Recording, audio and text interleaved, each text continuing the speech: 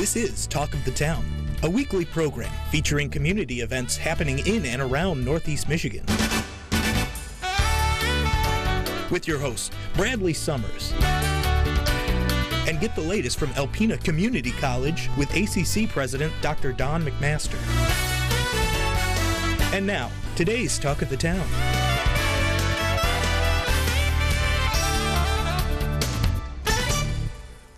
Good morning and welcome to Talk of the Town. I'm your host, Bradley Summers, and today I have a very special first guest, Melissa Burns with the Food Bank of Eastern Michigan. Hi, Melissa. Hi, thanks for having me. I'm so excited to meet with you today. Well, thank you for being here. I know it's been a long time since you've been on the show. First time that I've interviewed you, but I know, seeing all the wonderful things that are obviously going on in the community, with a lot of need for food insecurity issues and just a lot of need for food within the family structures as things are increasing with gas prices and grocery prices. The services that you provide and the resources you provide in this community are incredible. And I just wanted, for people out there that are watching this morning, just to kind of understand a little bit about what you do and, how it positively impacts our community. Can you talk a little bit about, some of the things that you do on a daily basis or as a whole, just to make all these wonderful things happen? Yeah, I'd love to talk a little bit about what the Food Bank of Eastern Michigan does and how we play a part in this issue of hunger in our community. So our home base is in Flint, Michigan.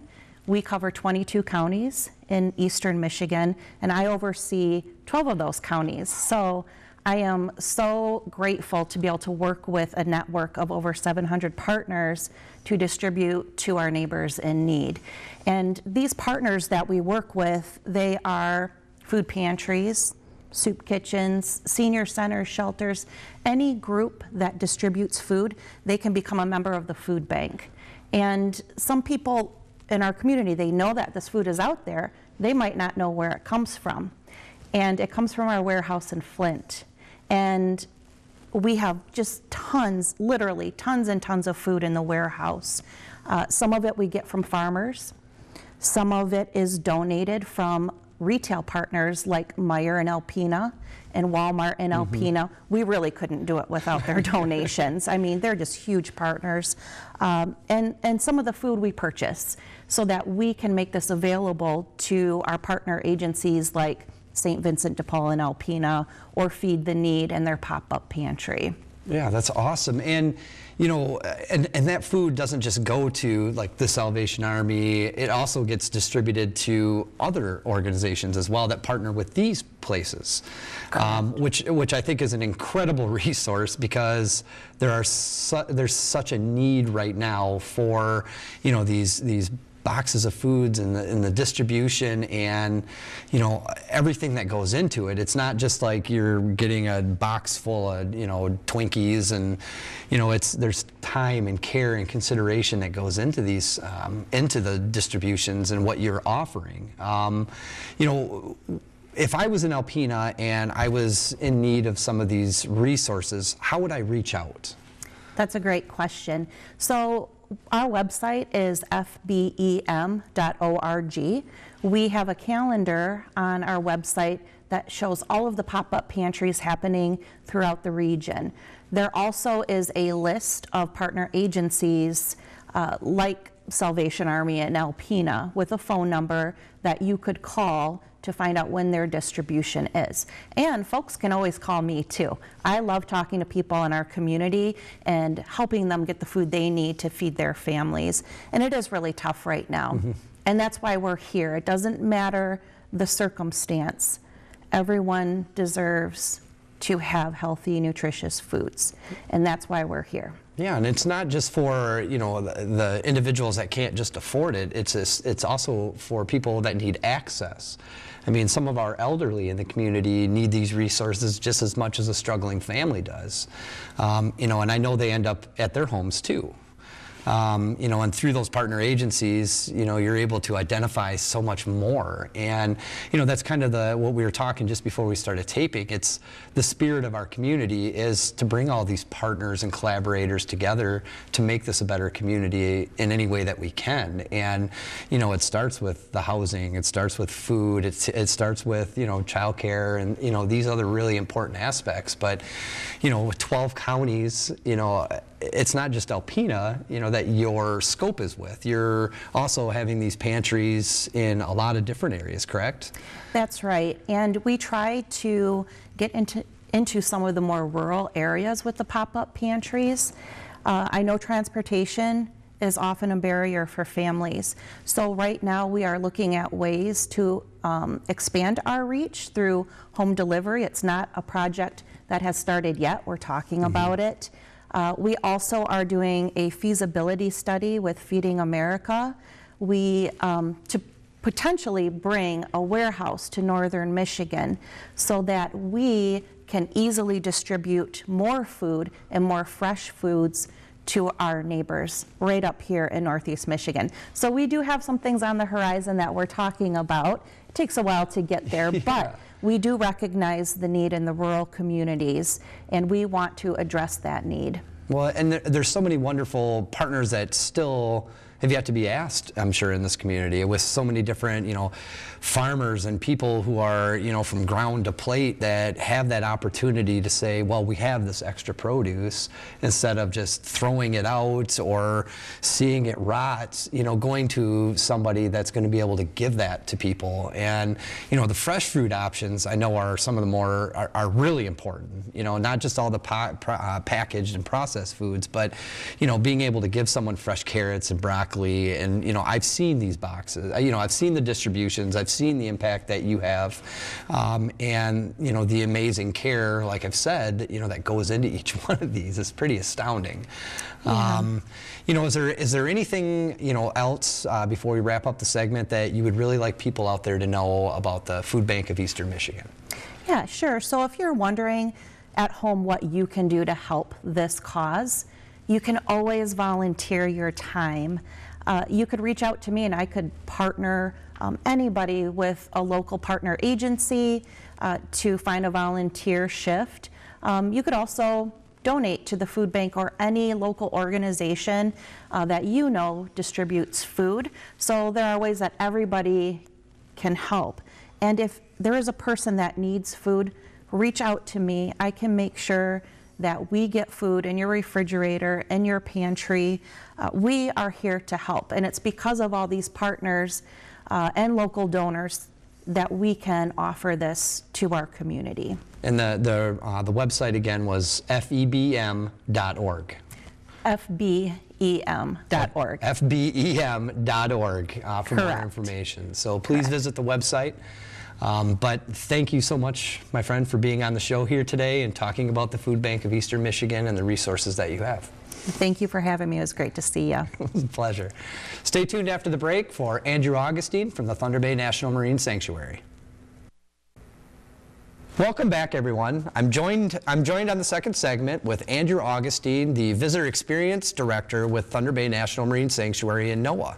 Hi, Andrew. Hey, thank you for having me. Well, thank you again. Great to be back. Thank you for being here. And first time that we've been able to talk, but I know you've been on in the past with Nancy, which I'm happy to hear that, and I'm happy to have you back here.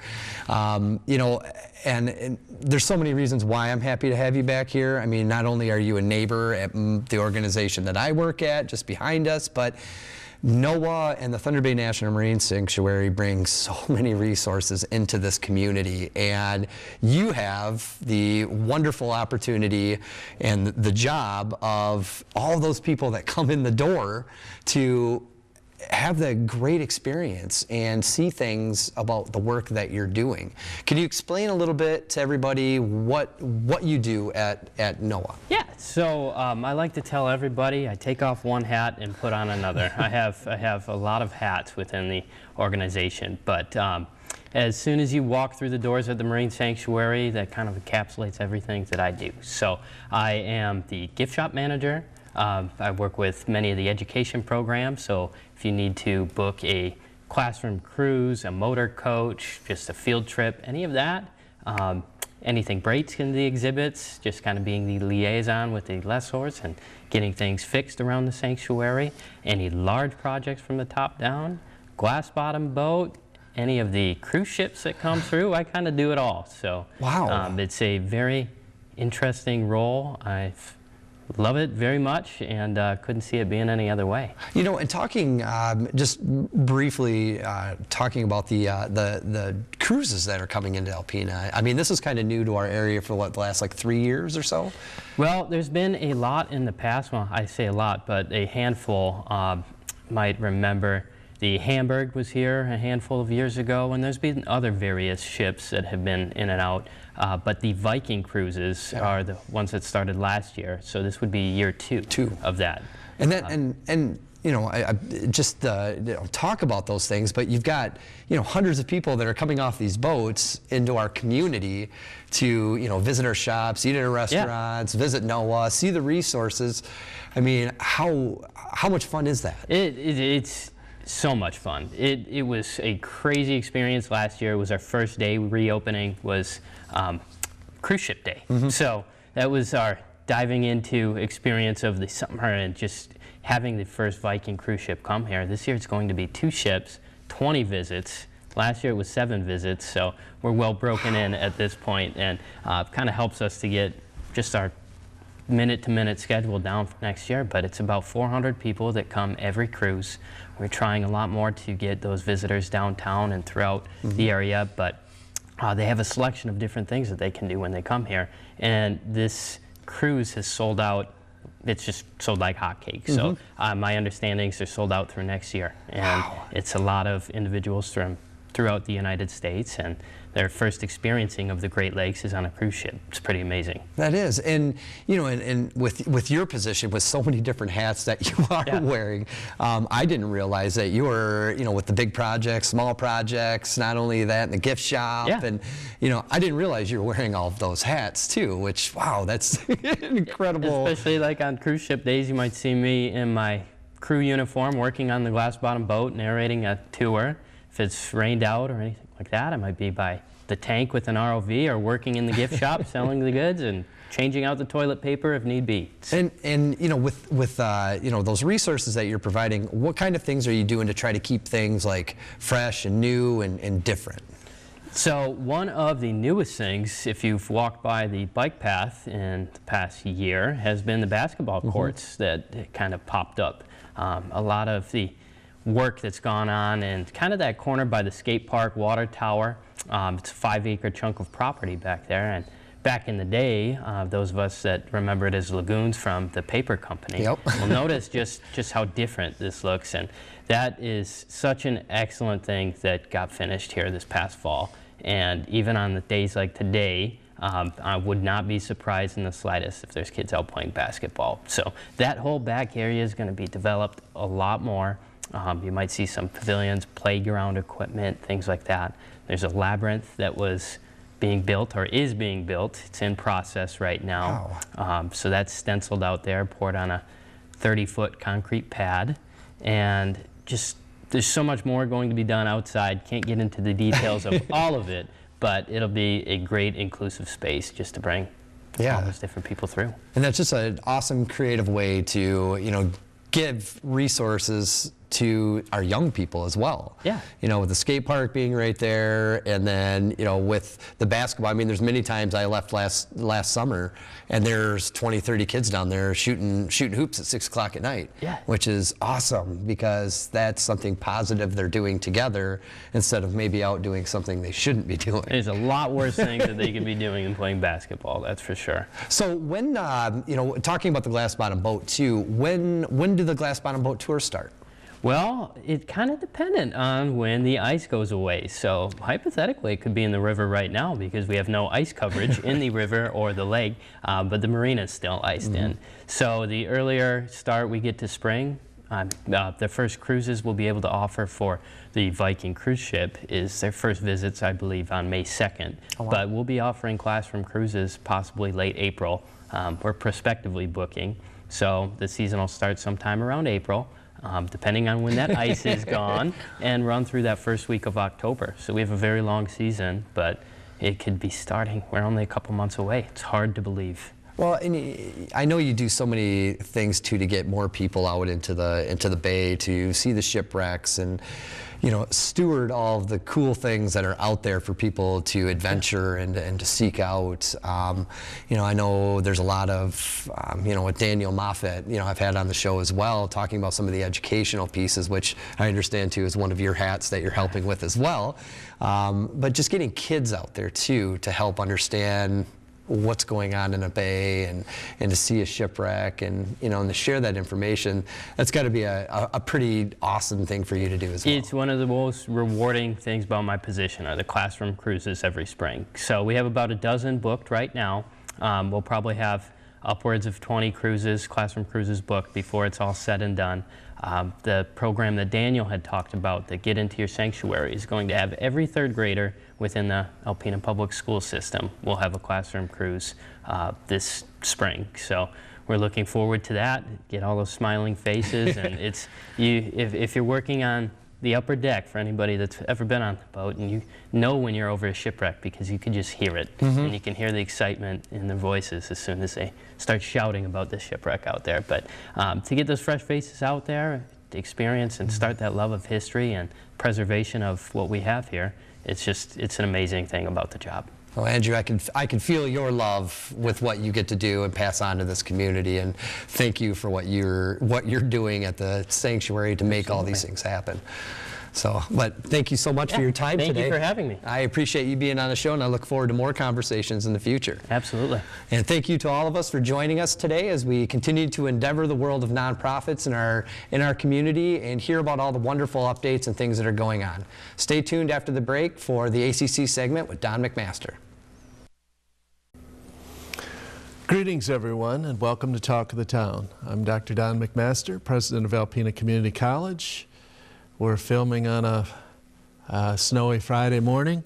I'd like to spend a little bit of time together talking about some events that happened at last night's February board meeting.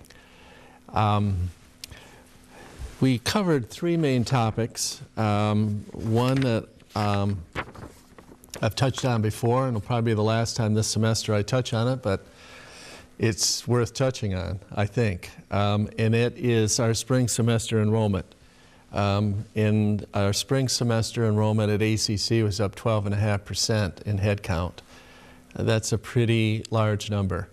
It's a very large number to the good side. And our credit hours were up 8%. That's also really significant.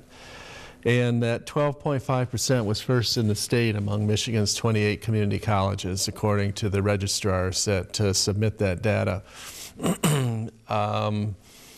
Other schools that were in the black on that compared to last year was Montcalm, which is down by Mount Pleasant. They were up 6.7%. Southwestern, which is down in Dowagiac, way over by Illinois, almost Indiana.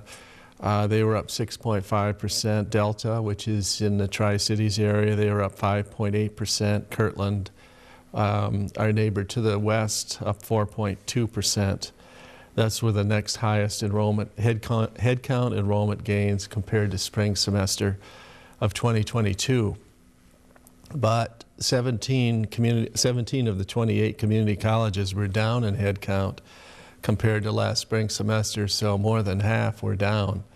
And the school that was down the most was Lake Michigan College, which is over in the Benton Harbor, St. Joseph area, and they were down more than 11% in head count and 12.6% in credit hours. Now, those are big numbers to the bad side, and it just kind of goes to show, I've mentioned it before, but it bears repeating, how competitive, how challenging enrollment and maintaining enrollment is in Michigan at community colleges and at most of the universities, public and private. It is fewer students attending college, a better economy for job seekers. All of those three things are really, really strong headwinds that work against in sustaining enrollment. And for us to be up 12.5% is remarkable, really. And it's a credit to the team at ACC and in admissions, particularly led by admissions director Mike Colleen and his colleagues Darren Leitner, Sally Schubert. They are, and many of the faculty and staff that are out in areas where recruitment is done, K-12s primarily, but not exclusively. And this is something ACC is going to have to do and sustain every year, you know, for as long as there's Alpena Community College. There's never really going to be a time when we can be complacent about enrollment. So that was a key piece of college business. Second piece of college business, we began construction on the Center for Manufacturing Excellence project. You've heard us talk about that. This is about a $3.5 million upgrade of our machining and manufacturing and welding. Machining and manufacturing being one program, welding being a second. Both of those are currently in Besser Tech. They are in labs that were built probably in the 70s. Pretty small, quite small, too small. And while the programs are vibrant and the instructors are top-notch, and the employment is in those areas is just tremendous, the space is not. And so we recognized probably 4 years ago that this is an area that we really wanted to upgrade. And it's instructive. These things don't happen overnight. So we began pursuing federal external dollars, I would say, to fund the upgrades that we were seeking. And one of the first pieces that fell in place, and the largest piece, was federal funding from Economic Development Agency, EDA.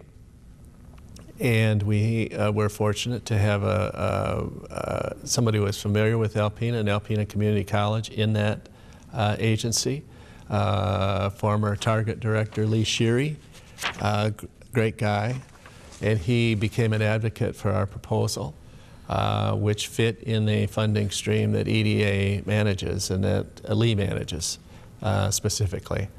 So he visited, and we went through the process of applying. We got an award, which was half EDA funding and half college funding. So about, at that time, we were estimating $3 million for the project, so our share was $1.5 million, and EDA would fund $1.5 million. Then COVID hit, and there was quite a lot of federal funding that ran through the agencies to try and stimulate things. You sometimes forget how dire that seemed at the time. So the share went from 50-50 to 80-20, EDA share, the 80 being EDA share. So this, of course, is a good to a better deal for the college even. And so that was locked in, and we raised our match. We went through the process, and it's laborious if you're dealing with federal funding to get an architect and then a construction manager. Those were done and are in place. And this week, construction, or you might say deconstruction, started. And it's in the old auto body area, which has been vacant since, probably 4 or 5 years ago. And that is where the machining and manufacturing program will move into, that renovated space. This will roughly double the space available to that program. And when they leave, then our welding program will move into the space where machining and manufacturing was, which will double the square footage for welding. So we're pleased to see that begin, and the intent is to have that done by fall semester 2023, which is not far off. So all in all, a good week at ACC, and I want to send out our best to our MSU friends and family and students and everyone connected to that university. We're pulling for them. So thank you all for watching Talk of the Town. We'll see you again next week. This has been Talk of the Town with your hosts Bradley Summers and Dr. Don McMaster. For a list of community events taking place in Northeast Michigan, please visit our website at WBKB11.com and click on our community link. This has been a Thunder Bay Broadcasting Corporation production. All rights reserved.